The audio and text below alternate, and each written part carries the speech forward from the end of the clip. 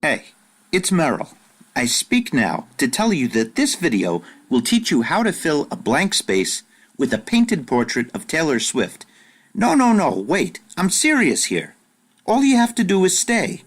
Your painting won't be a picture to burn because I'm going to show you how to get the girl step by step. Everything has changed? No, come back here. It's still step by step.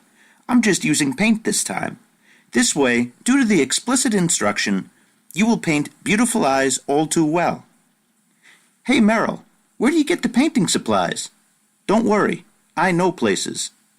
But let's start out with a pencil and some canvas paper. If you use the eraser too much, please don't forget to shake it off. Let's begin. Step 1. Make 4 lines and make sure that the 3 spaces in between are equal distances. Step 2. Make the bowl shape. Step 3. Make the nose. Notice that it is off-center and towards the left-hand side. Step 3. Make the upper lip. Be sure to measure how close it is to the bottom of the nose. Step 4. Make an upside-down rainbow shape for the bottom lip. Step 5 is to do the eyes.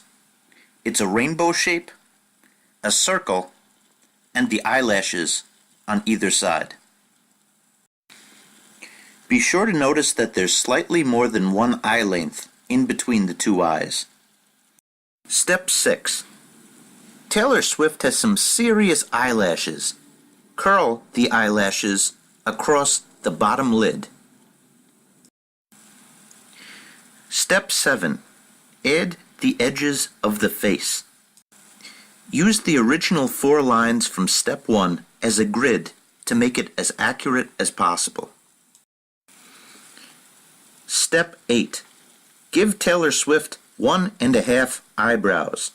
The reason we're giving her a half an eyebrow on the right is because it will be covered with her hair. Step 9. Add the line to complete the face shape. Step 10. Give her some bling. Step 11. Add these 2 shapes for the hair.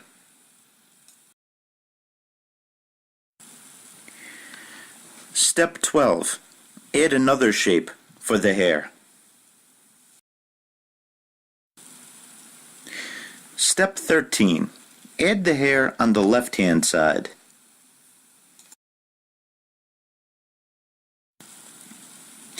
Step 14. Add the shape for the neck. Step 15. Give her shoulders. Step 15. Use a flesh tone marker to do a simple layer on the face without any detail. The only areas that should not be covered are the teeth and the eyes.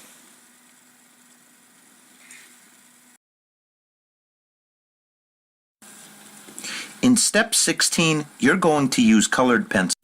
Colored pencils are great tools for details. They have a fine point and you could use them like a really thin paintbrush. I'm using the Prismacolor Flesh Tone set. It's full of browns, pinks, greens, and reds, and I'm using them to add depth to the face. In this step, you can add color to the cheeks. You can also start to round the chin. Colored pencil is really helpful to do the hair as well. I built it up strand by strand just like I did in pencil drawings. One of the greatest things about colored pencils is it mixes very well with oil paint, and that's going to be the next step. Step 17 is the last step in this process. And this is where we're going to use some oil paint directly over the colored pencil. I know that this might sound like an expensive process, but every artist has to kind of tweak what they've learned in school to fit their own needs. I'm somebody who honestly is not very accurate in terms of hand motions and getting those fine details. There's some people that absolutely have a gift, with the line quality that they have. I'm not one of them, so I have to improvise and I have to be smart about it. And basically, my process came from that, and also my curiosity. I got curious what it would be like and what materials kind of go together very well. So oil paint over colored pencil, to me, that's a winner. I really like working in that way. First thing I would like to say to you, if you have not tried this yet, I use bleed-proof paper. It's paper that's meant for markers, but it is good for oil paint.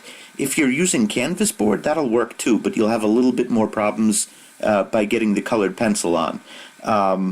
Although it should work, it's just going to, of course, have like the bumpy texture. And you can definitely do that first, and the paint will definitely mix with the colored pencil. But just in terms of like a product like I'm making right here, if for whatever reason you want it to look like this,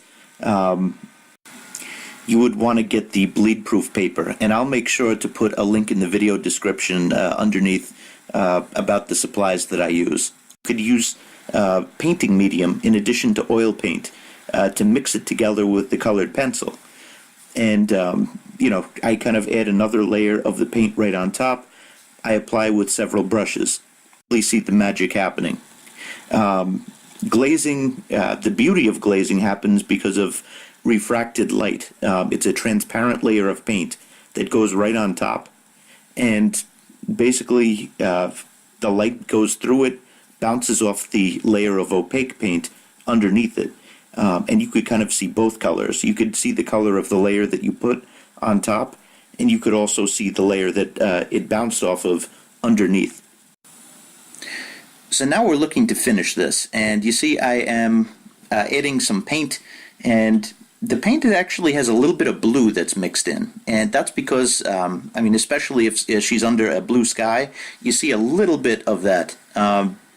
And I tied that in with the flesh tone, so it's a color called ultramarine blue that is mixed with the flesh tone, and I am just putting that on the face right there. The other side of the face is going to be a lot warmer. So it goes a little bit more towards orange and red. Direct light is usually colder or cooler colors, and shadows are usually warmer. So I'm going to try to follow that. You see, I apply with one brush, and then I smooth it out with another. And when you do this, don't put the pressure on yourself to make it look exactly like this. Let it be your own. The beauty of art is everybody's hand is slightly different. Just develop what you were meant to develop. Let the style come out, and I think you'll be very happy with it. Alright, so I am getting thinner and thinner with the paint as I go further on. I'm mixing on aluminum foil, by the way. If you don't have palette paper or a palette, aluminum foil is fine. You really can't see the colors as well because it's shiny, but it's cheap. So, if you want an inexpensive alternative that's not called an art supply, use wax paper or aluminum foil to do the mixing of the oil paint. Kind of gave her a beard for a second, but I am mixing in those colors, just trying to differentiate the neck from the head, and I'm just tying it all together. I'm adding some glaze touches to the hair, so really thinned out paint that you can still see the color underneath. And you see how that jumps. You really get those dark darks by adding glazing. And those light lights. So I'm looking for contrast with the final layer, and we're in the last 10 or 15 seconds of the video, just trying to get those final touches in. Alright guys, thank you for watching. If you could hit the thumbs up button, that would be greatly appreciated.